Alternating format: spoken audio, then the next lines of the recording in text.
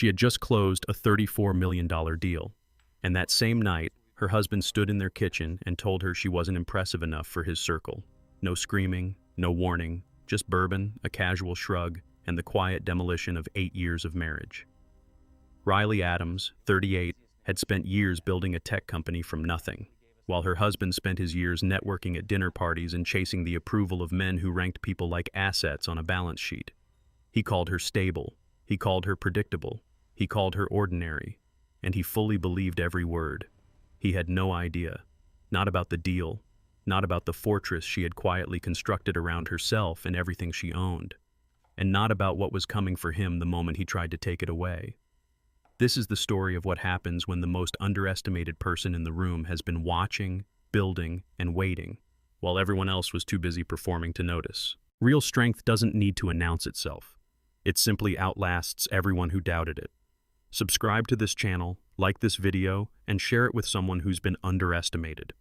Because their story might not be over. It might just be getting started. This content was manually researched, developed, and edited by our team with the sole purpose of delivering meaning, insight, and a story worth remembering. I handle high-stakes corporate dissolutions and high-conflict divorces. They usually start the same way, but Riley Adams was different. She sat across from my desk, a picture of composure, and laid out the end of her marriage not as a tragedy, but as a business decision. It began, she said, with the clink of ice in her husband's glass on the night she secured a $34 million contract. He hadn't yelled. He had delivered his verdict with a chilling calm she mirrored perfectly. It's a stillness I recognize, not passivity, but the quiet hum of a mind that has already run the calculations and accepted the outcome. He thought her silence was a void. I knew it was a fortress. There was no dramatic confrontation, just the ambient noise of their kitchen and the man she married finally telling her precisely what he thought she was worth. He framed it as honesty. I filed it under justification for dissolution. He had arrived home near midnight, she explained, flush with the kind of strategic thinking that happens over expensive scotch with men who call themselves visionaries. Men like Bryce Danner. She was at the kitchen island, a detail he found predictable. He went for the bourbon, she said, to decompress from the immense pressure of his own potential. The scene she painted was one of profound and willful ignorance. He believed he was being kind, softening a necessary blow. My job is to translate such kindness into legal leverage. He wasn't cushioning a fall. He was documenting his own staggering miscalculation for the record. The argument, if one could call it that, hinged on the words of his mentor. This Bryce Danner builds empires, she told me, and collects people as assets. Her husband, Gavin, was an eager student. Danner had asked him, point blank, why a man on his career trajectory was still married to someone so beige. He needed a partner, an accessory, who could reflect his impending status. Gavin presented this to her not as an insult, but as an inescapable market reality. He had braced for tears. He got none. She just continued her task with a steady, deliberate economy of motion that unnerved him.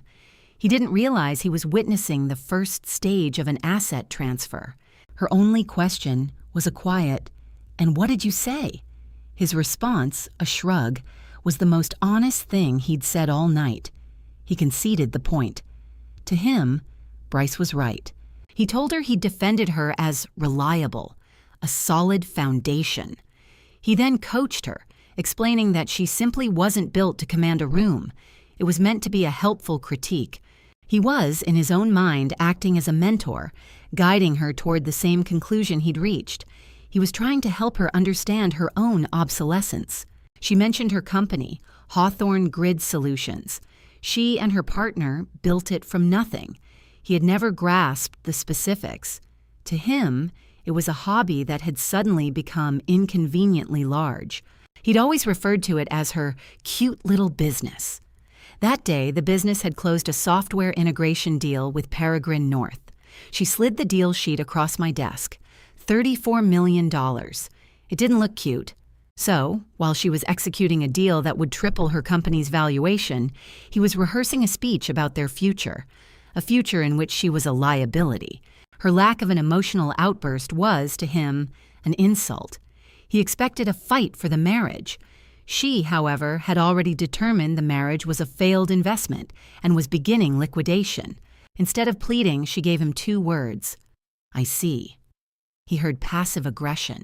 I heard the quiet click of a door being locked from the inside. Her voice was a flatline.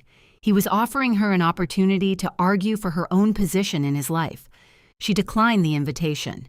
The emotional catharsis he was expecting never materialized. He was left with an unfinished speech and a profound sense of anticlimax. She refused to play the part he'd assigned her. He retreated, mumbling about an early meeting. She remained in the kitchen. He assumed she was overthinking. In reality, she was drafting her next move. He slept, as she put it, the deep sleep of a man utterly confident in his own narrative. He never checked to see if she joined him. He had no idea she was on her laptop addressing an email to me, Vera Sloan. She found me through a colleague in venture capital. He likely assumed she was answering work emails. The message was 3 lines long. It mentioned the Peregrine North deal, her husband's commentary, and a request for a consultation regarding forensic accounting and a corporate firewall. It was the most efficient client request I'd ever received. With 1 click, she had launched a torpedo into the life he thought he controlled. He was dreaming of quarterly projections, feeling, for the first time, that his life was perfectly aligning. The irony was exquisite. The backstory she provided was just as clinical. They met 7 years prior at a tech event. He was the charismatic visionary. She was the quiet engineer. He had the swagger, the pitch deck, the dream. He was selling a future that didn't exist yet. It's a common archetype. He lived perpetually on the verge of the next big thing. She lived in the architecture of the present. She and her partner had founded Hawthorne Grid after a layoff. She was, in his words, practical, scared into it. He saw it as a safe, small ambition. They started in a spare room writing infrastructure code, the unglamorous, essential work that makes everything else possible. He never bothered to understand it. Their software ran the digital plumbing of the world, the invisible systems that prevent catastrophic failure. He found it terribly dry, and more importantly, invisible. She wrote the fail-safe code for a hospital's backup generators. He designed the hospital's branding. He was the part people saw. This distinction was critical to his self-worth. In the beginning, he called it a perfect balance. She grounded him. This is a common narrative used to reframe unpaid support as a symbiotic partnership. He was the artist. She was the technician ensuring the gallery didn't collapse. She listened to his monologues about his ideas. He saw this as a generous gift of his time. He was the risk, the excitement that pulled her away from her world of probability charts. I saw it differently. He was the variable she had failed to properly account for. He would call her after pitches, bringing her into his world of high-level deal-making. He was teaching her how the world really worked. When she tried to reciprocate, explaining a complex rebuild of a fire suppression system's code, his attention would drift. It was, to him, a wall of incomprehensible jargon, a pat on the hand. "Sounds complicated, babe." Then a pivot back to his own, more tangible problems. It was a masterful, consistent dismissal. He never asked follow-up questions. He said it was because he trusted her expertise. In truth, it was because he had no authentic curiosity about her life's work. He saw their dynamic as a real partnership, free from the romantic comedy trope of obsessive interest in every detail of a partner's career. She was the pragmatist. Her role was to manage the minutiae of their shared existence so he could focus on building an empire. A smart division of labor, he'd called it. They married after 2 years. No children. Their careers were the priority, though it was clear which career he meant. He moved into her condo. His presence, he felt, was what transformed the property into a home. Our home. From that point, she handled everything, not because of some toxic arrangement, but because she was an amazing, supportive partner. That was the story he told himself. He was a vision guy, not a details guy. He lived in tomorrow.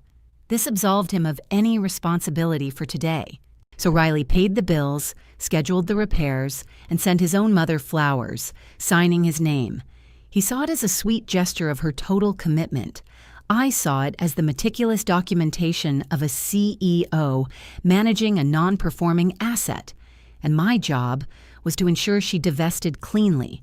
Most family law cases begin with tears. Riley Adams's case began with a quiet statement of fact and a $34 million deal sheet. She explained that her husband relied on her to orchestrate the minutiae of his life, a seamless support system he never questioned. She described a world she had meticulously constructed for him: the imported water in the refrigerator, the dry-cleaned suits. She had eliminated every point of friction in his daily life so he could channel all his energy into his floundering creative agency. His assumption, she told me, was that her contributions were simply part of her role as a wife. It never entered his mind that her time, her intellect, and her resources were her own to allocate, not assets for his deployment. He saw her as the stage manager for his grand production. His own career, he believed, was a slow-burn epic, inevitably destined for greatness once all his pieces were in place.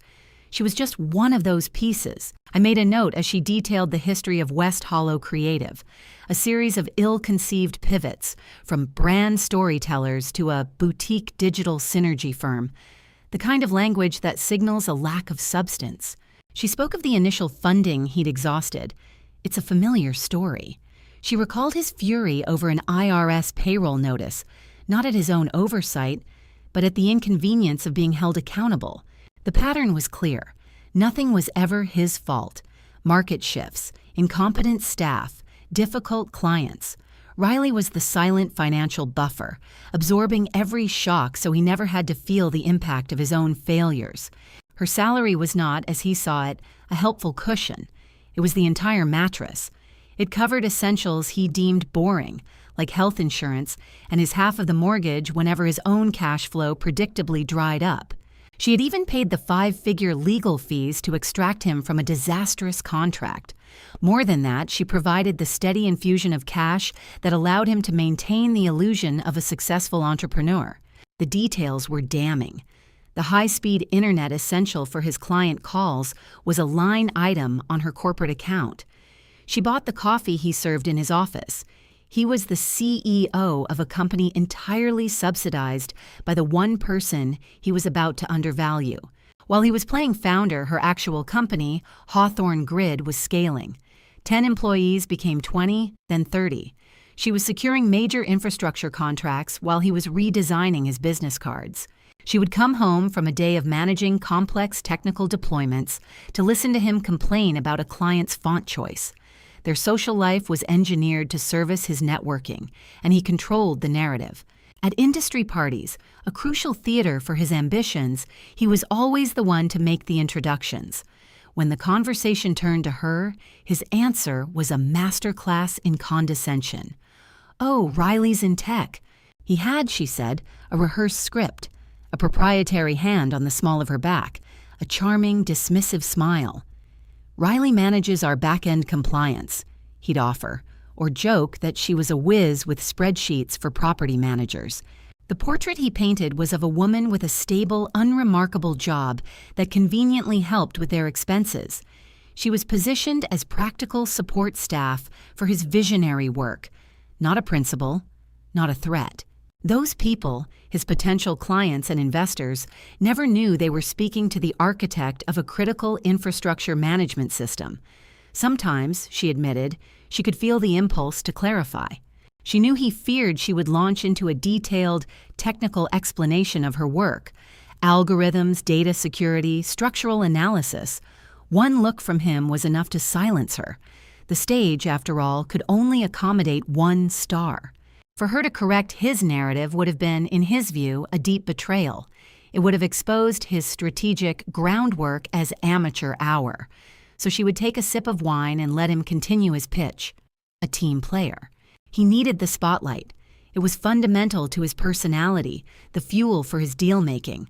Her quiet competence, Her preference for substance over style created a dynamic that worked for him perfectly.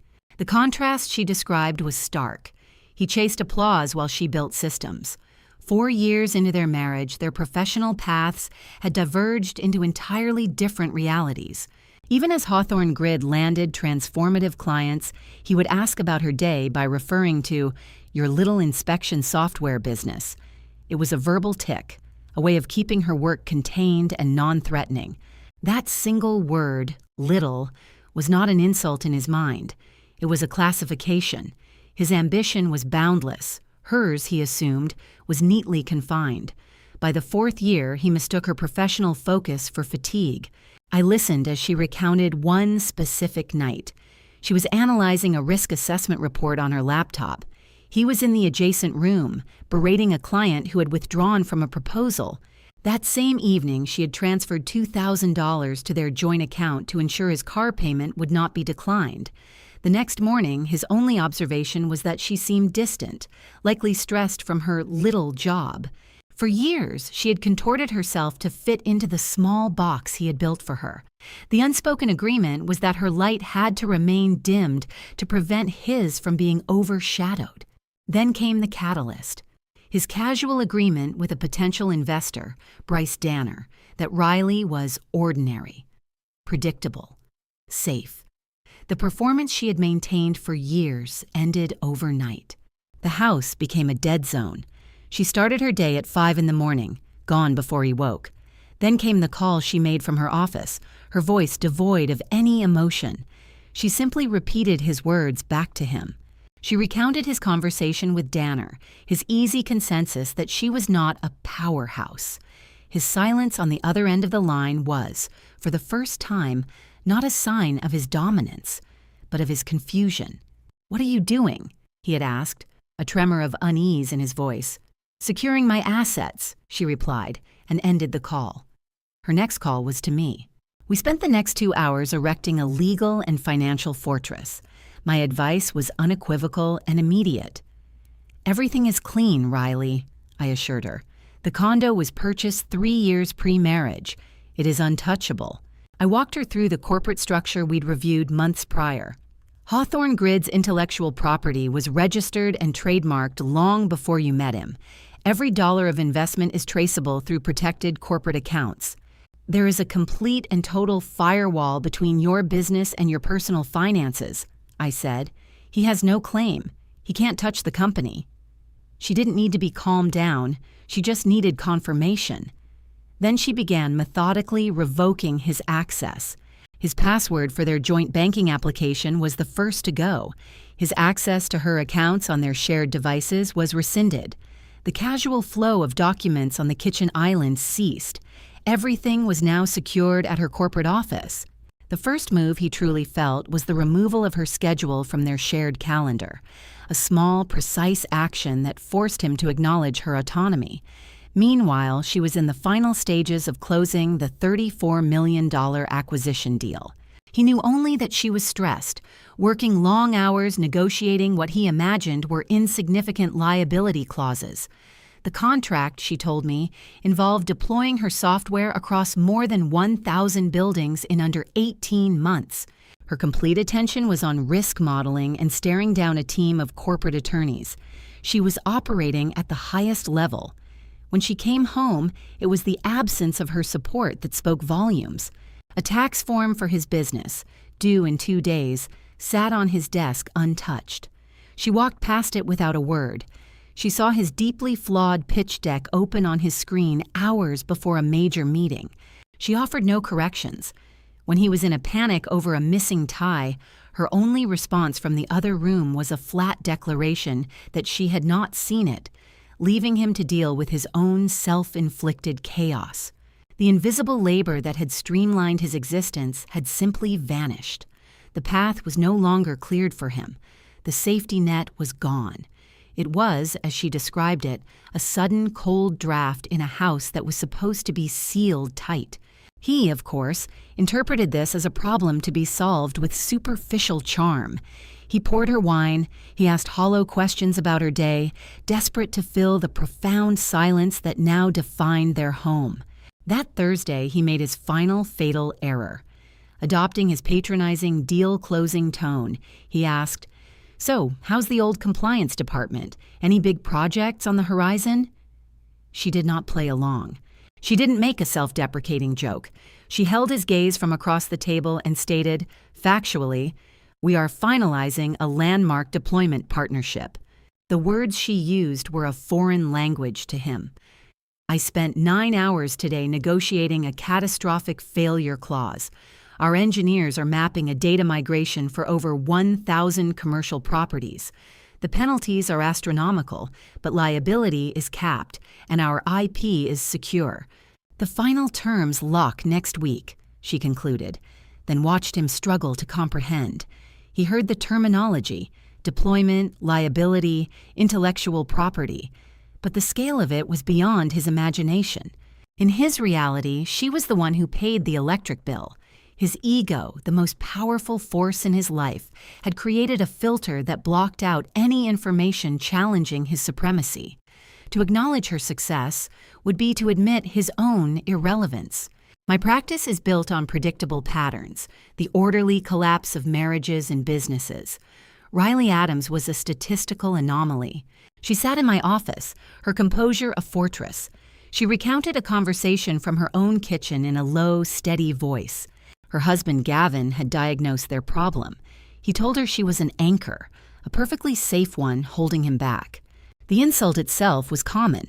The document she placed on my desk was not. It was a term sheet from Peregrine Capital. $34 million for her company, Hawthorne Grid. This was no longer a simple dissolution of marriage. I reviewed the terms. It was an impeccable piece of corporate structuring. My role had just shifted to asset defense. I looked at Riley, then at the numbers. The primary liability to this $34 million enterprise was her husband.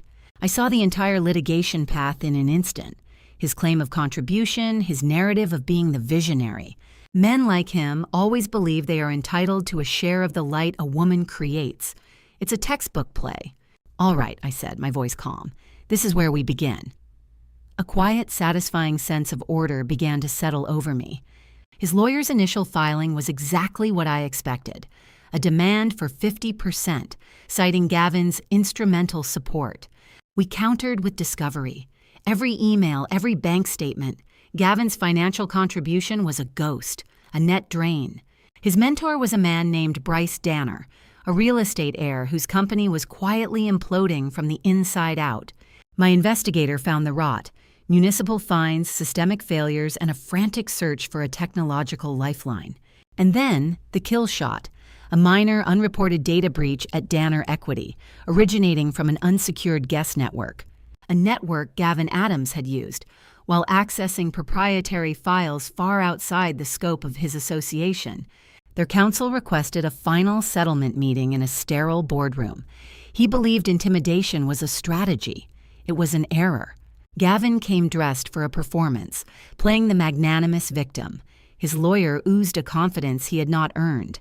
He spoke at length about marital synergy and emotional labor. I allowed him to continue, to build his own trap. When he finished, I dimmed the lights. I didn't argue. I presented. The main screen lit up with cold, hard data.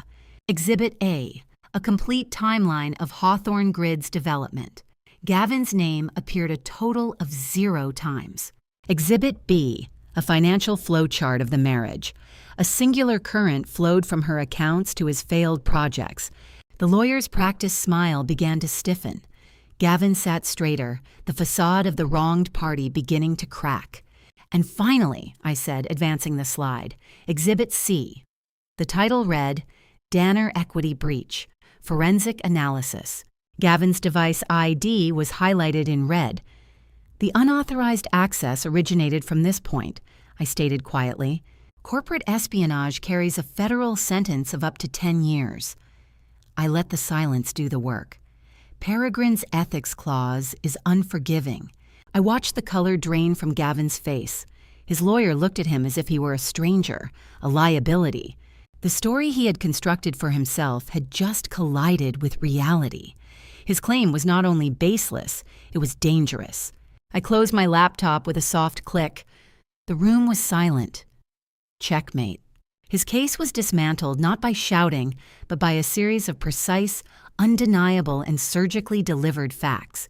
Their call came in under an hour. His lawyer sounded exhausted. They would concede on all points. They waived every claim to Hawthorne Grid. All they asked for was a non-disclosure agreement. Silence was his only remaining asset. The divorce was finalized with administrative efficiency. A few signatures severed him from her life like a tumor. Riley didn't want a party. She just wanted quiet, the space to exist without the constant weight of his ego. I saw her a few weeks later. She walked differently, taller, occupying the space she had earned for herself. He'd spent years convincing her to be smaller. She had responded by building something monumental. The victory wasn't the $34 million. It was the legally binding silence of the man who called her an anchor. It was the quiet, profound satisfaction of watching a woman's worth be entered into the public record, irrefutably. Men like Gavin write themselves as the hero in every story. Their narcissism is a pre-existing condition. Riley's new chapter wasn't a reaction to him. It was a return to the person she was before he started editing her down. My job is often about endings, closing books, dividing assets, but this felt like clearing a path. The resolution wasn't loud or triumphant. It was a deep internal hum of justice, of accounts finally being settled. A woman's value, dismissed over a kitchen table, was now quantified, notarized, and untouchable. He called her his anchor, but she was the vessel. He was just the dead weight she finally had the freedom to cut loose, model. My practice handles billion-dollar corporate dissolutions and quiet, high-asset divorces. They usually start with rage or tears. Riley Adams started with a story about shirts being thrown into a bag, a performance of departure he made sure she witnessed. He paused at the door, she told me, waiting for a breakdown that never came. She was reading a market analysis report when he left. His perceived slight was the first exhibit in a case he didn't know he was building against himself. She didn't feel loss, she explained. She felt the silence settle, a quiet that allowed for focus. His imagined vision of her, lost and regretful in their empty house, was profoundly, almost comically, wrong. The story of his celebratory scotch with a man named Bryce was clinically noted. It established a clear timeline. He wasn't a husband taking a break. He was a man celebrating his freedom from what he deemed dead weight. He was, in his mind, shedding a version of himself he'd outgrown. He saw his wife as a symbol of a safe, unremarkable life. This narrative, his own self-serving delusion, would become the cornerstone of my strategy. The call came to me on a Monday afternoon. By then, he had already seen the press release, Paragon North Holdings. The name meant nothing to him until it was attached to a valuation that would redefine his world. The media frenzy was predictable. Every financial outlet was running the story, and the photograph of Riley, poised and in command at a boardroom table, was his first piece of new data. CEO and co-founder. Facts are stubborn things. Then came the number she slid across my desk, $34 million. It wasn't a settlement offer. It was a statement of fact. His world didn't tilt. It was methodically dismantled by a truth he'd refused to see. His entire professional network, the very circle he tried to shield her from, was now buzzing with her name. The news didn't just break. It detonated in the exact social and financial strata he believed he solely occupied. His friend Bryce's fund, she explained, was being crippled by the very logistics problem her software had just solved. The irony was so precise, so surgical, it felt like an act of cosmic justice. I simply called it leverage. He saw the picture of the woman he'd called his safe bet. The dead weight had just executed a deal that made her a titan in their shared industry. The foundation of his superiority crumbled in an instant. Then came the text messages, which we logged. A chorus of his peers, the venture capital set who had treated her with polite dismissal, were suddenly aware of the powerhouse they'd overlooked at countless dinner parties. Their careers were predicated on discovery, on finding the next brilliant mind. For years, the future of their sector had been pouring them wine in his living room, and his ego had rendered her invisible. As her phone lit up with calls from his suddenly desperate friends, she let them all go to voicemail. She wasn't taking calls. She was hiring counsel. She was taking control. His calls to her began shortly after. We logged all 9 of them. He would later claim it was strategic damage control. I would classify it as the frantic scrambling of a man realizing his claim on her assets was evaporating. The voicemails were invaluable. The first message feigned confusion, questioning the $34 million figure as if it were a typo. It was a weak, transparent opening gambit. By the third message, his tone had shifted. The benevolent husband was gone, replaced by the aggrieved partner. "You need to call me," he demanded. It wasn't an offer to help. It was an order. "I didn't have the whole picture," he said, a phrase he repeated like a mantra. It was his central thesis. His disrespect was justified because he hadn't known her market value, an admission I intended to use. My reaction was based on incomplete data, he argued into her voicemail. It was the truest thing he said. He had miscalculated her worth, and now he was trying to retroactively adjust his behavior. He would later see it as a confession, an admission that his respect was conditional. I saw it as Exhibit A, a clear statement that he viewed his wife not as a partner, but as an investment he had tragically undervalued. His next move was less pathetic and far more actionable. Under pressure from his friend Bryce, he attempted to acquire proprietary company data. He called her office, not as a husband, but as a corporate operative. He identified himself to the receptionist as the co-founder's spousal strategic advisor and demanded the Peregrine deployment schedule. It was a clumsy, arrogant attempt at corporate espionage, and it was a gift. The receptionist, following protocol, denied him. That single phone call transformed a standard divorce filing into something more. It demonstrated his belief that their marriage gave him a right to her intellectual property. It was a hostile act. He was leveraging his marital status for a competitor's gain. In that moment, he ceased to be a husband and became a clear and present business risk. He was trying to weld his name to her victory with a blowtorch. His final act was a return to the apartment. He found her on the phone, closing another deal. His anger was irrelevant. His presence was an intrusion. He was no longer a resident. He was a liability. He stood at the kitchen island where she'd worked for years and saw her not as a person, but as an asset. He was there to stake his claim, blinded by a number on a deal sheet. The panic of losing his perceived share of $34 million was palpable.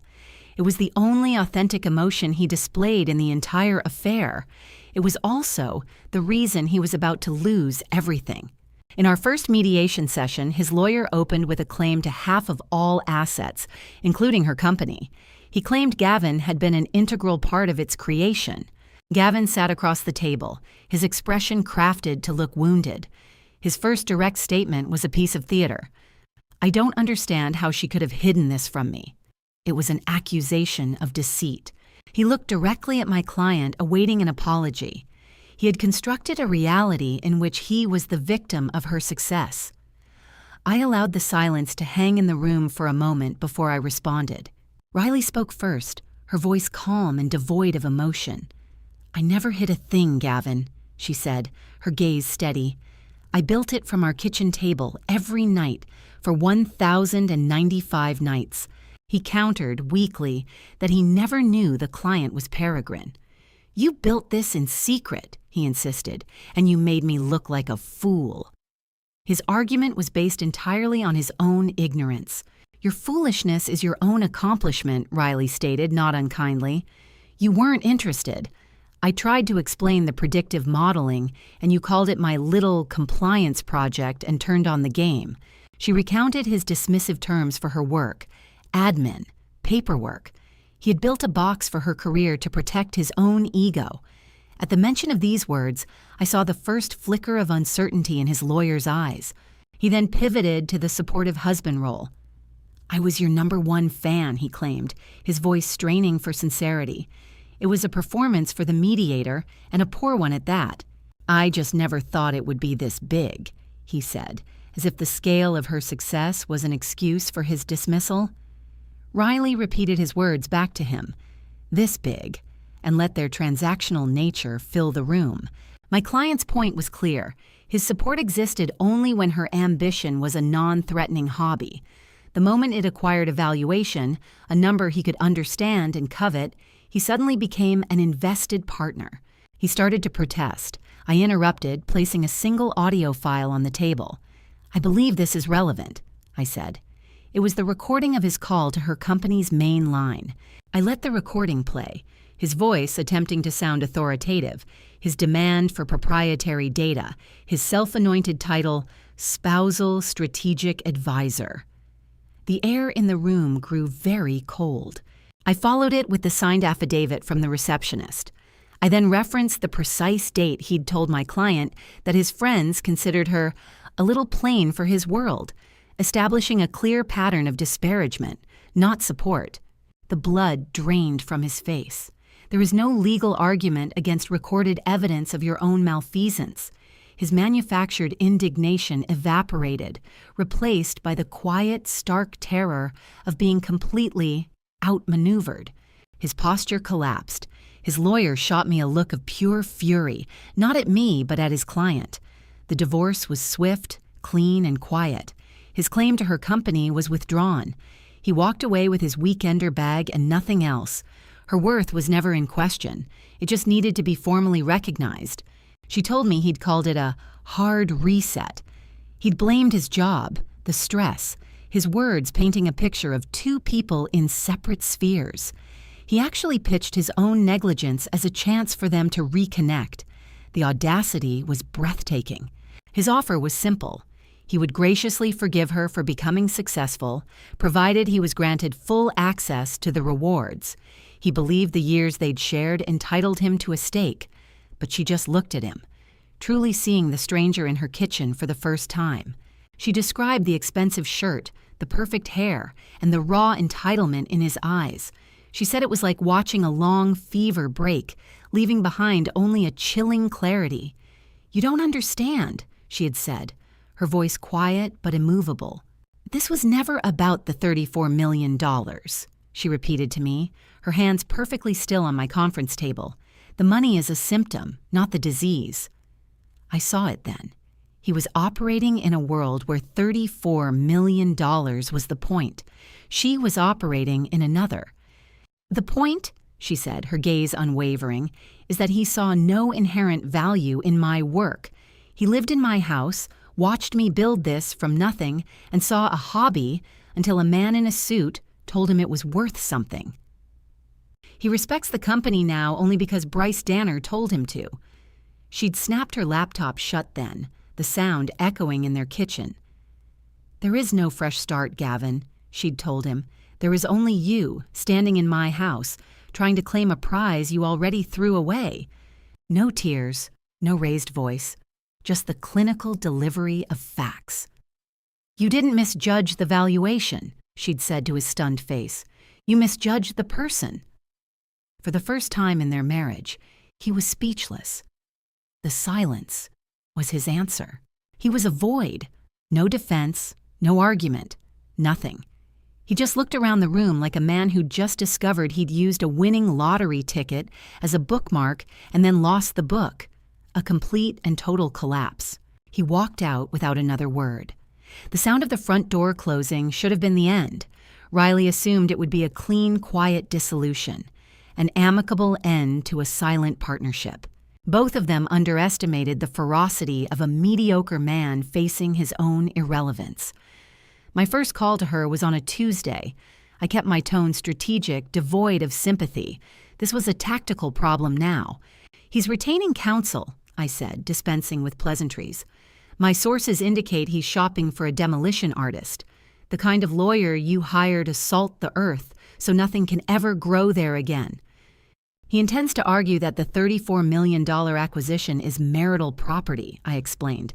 "His opening bid is for 50%. Through the video call, I could see the rain on her office window. The expression on her face wasn't hurt. It was a profound, almost scientific disgust. For a decade, her work had been his dinner party anecdote. Now that it had an 8-figure valuation, he was claiming co-founder status.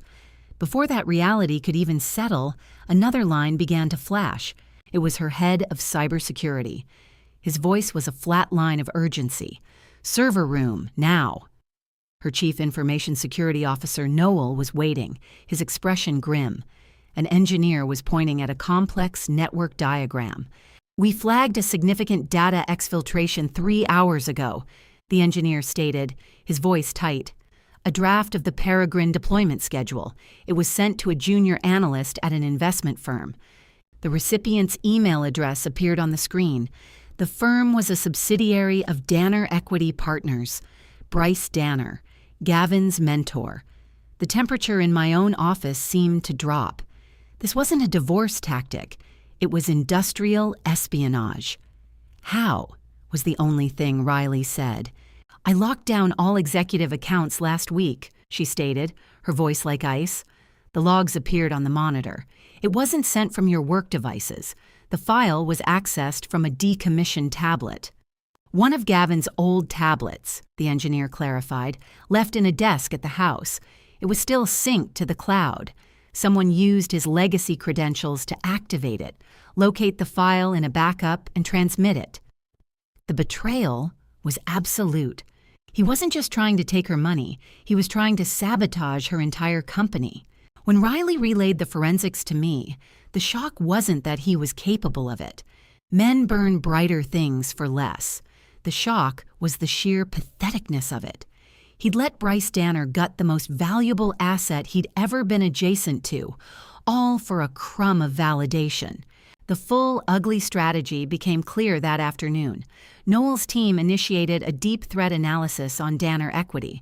Bryce's fund was hemorrhaging money from bad real estate investments. He needed Riley's playbook to short the market and save his own skin. The price for Gavin's betrayal was likely a hollow promise, a consulting title, a seat at a table where he didn't belong. He had traded a shared future for an attaboy from a man who was simply using him as a disposable asset. By evening, our internal crisis had escalated into a full-blown corporate emergency. The board of Peregrine North was on a conference call. Their security team had independently flagged the unauthorized transfer of their intellectual property. To say they were displeased would be a gross understatement. Their general counsel was blunt.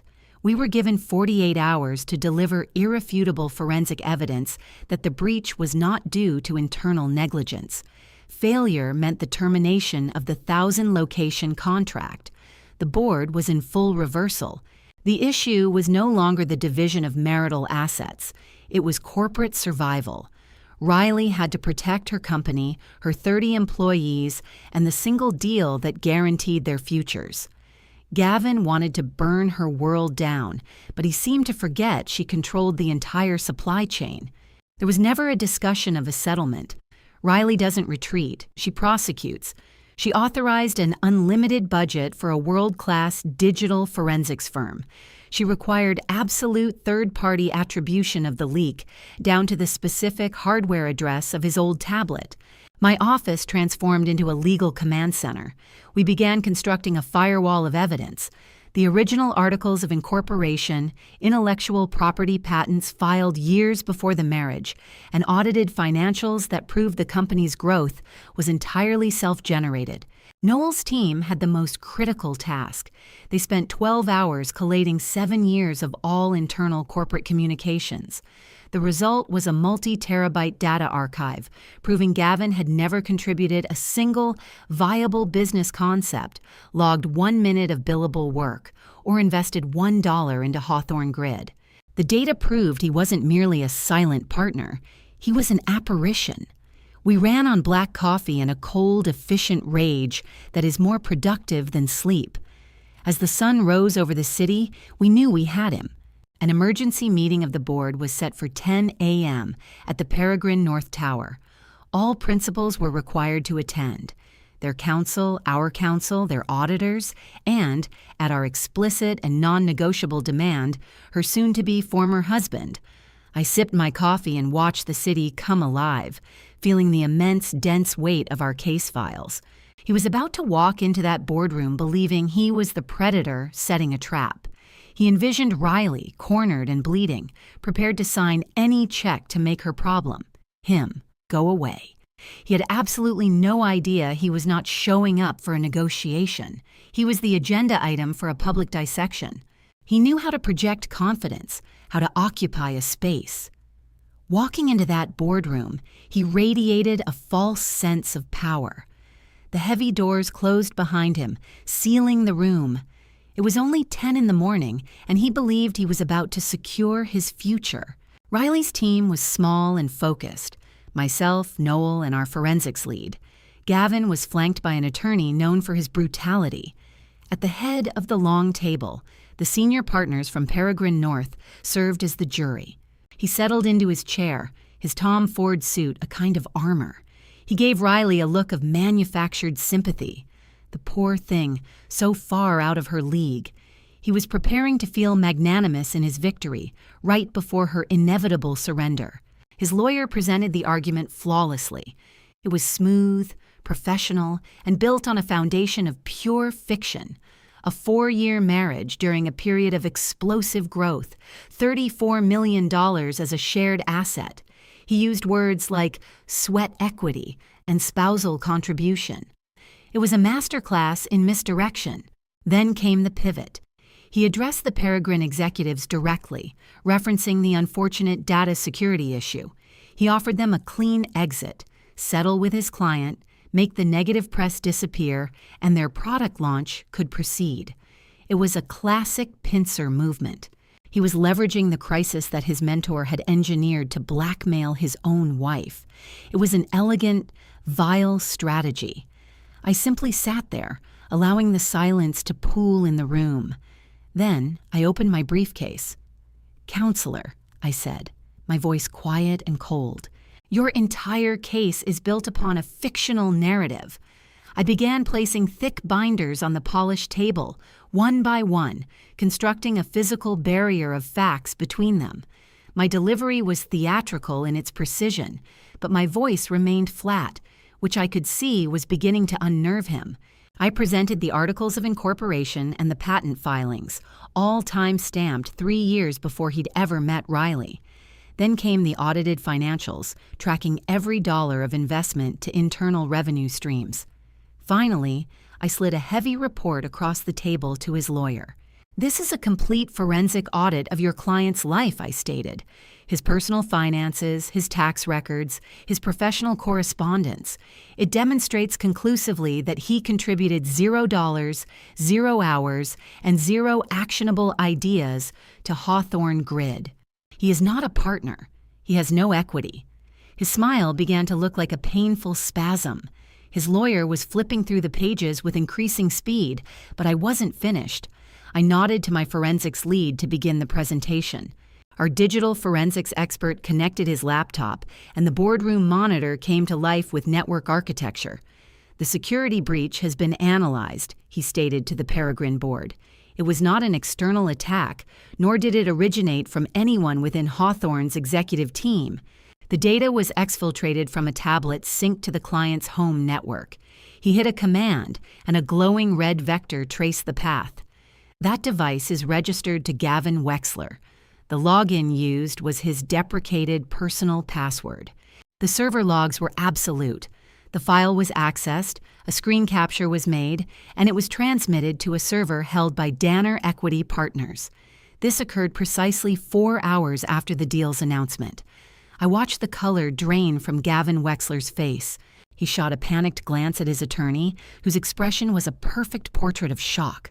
The final crushing move came from Peregrine's chairman, who leaned toward his microphone. "We have been monitoring Bryce Danner for several months," his voice boomed. "Our suspicion was that he intended to sabotage our launch to mitigate his own failing investments. We were only missing the digital chain of evidence." The chairman's eyes locked on Gavin. "You, sir, have provided it. Let me be unequivocally clear. Effective immediately, Bryce Danner and his associated entities are permanently blacklisted from all dealings with Peregrine North. Any compensation he dangled for your cooperation, Mr. Wexler, has just vanished." I watched his world contract. He had committed a federal crime for a payment that no longer existed. He'd been leveraged and discarded. His lawyer was already closing his briefcase, the retreat already underway. The calculation became beautifully, brutally clear. If he pursued his marital claim, he would be indicted for corporate espionage. He wouldn't just lose the divorce, he'd lose his freedom, his entire future, incinerated by his own hand. His counsel formally retracted the spousal claim on the company, his voice unsteady. The meeting was concluded. As the room began to clear, Gavin remained frozen in his chair, a man hollowed out in less than 60 minutes. Riley rose, smoothed the front of her blazer, and walked calmly to his side of the long table. I saw him brace for a confrontation that never materialized. "This is the last time my work will be used against me." She spoke the words with a chilling absence of emotion. It was done. The divorce was a simple matter of paperwork after that. Facing prison, he signed every document I placed before him. Riley, naturally, retained the house, and with a few strokes of a pen, he was a footnote. It wasn't a dignified exit, it was a surgical removal of a liability he created himself. 3 months later, Hawthorne Grid's collaboration with Peregrine was a celebrated success. I'd see articles showing Riley in her gleaming new offices, her team celebrating. All of that innovation, that quiet, relentless power, had been built right under his roof, and he was blind to it. I think of her now, in the house she rightfully owns, enjoying a life finally free of the need to manage a man's fragile ego. She earned her peace, the kind he will likely never find again. That was the core of it, the part that makes this case memorable. The loss of $34 million was a consequence, not the mistake. The fatal error was standing next to a woman building an empire and having the audacity to call it a hobby. These are the cases that reaffirm the purpose of my practice. It's not about winning arguments, but about codifying a person's true worth into the public record. And for that satisfaction, there is no substitute.